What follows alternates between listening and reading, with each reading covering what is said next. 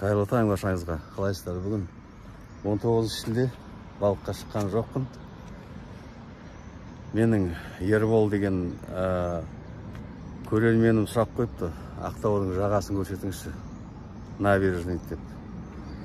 Тағы да сол сұрақтар көп. Менде тек Ақтау қарамайды ғой, біз Қазақстан қарап жатыр. Соның сұрағына жауап деп жағаны сүріп келатқаным қаз. Енді ақтаулықтар біледі ғой бәрі, жағаның бәрін. Ақтаудан басқа қалалықтарға жақсы көрініс болсын, жақсы эмоция алыңыздар. Күн ашық, жел жоқ, ауа райы 29 градус 0-ден жоғары. Күшті болып тұр, адамдар суға түсуде. Жаздың, нағыз шілденің айы, басқа не керек? Жақсы, жақсылап қараңыздар. Өздеріңіздің комментарияларын жазып кетерсіздер. Жазылуды ұмытпаңыздар.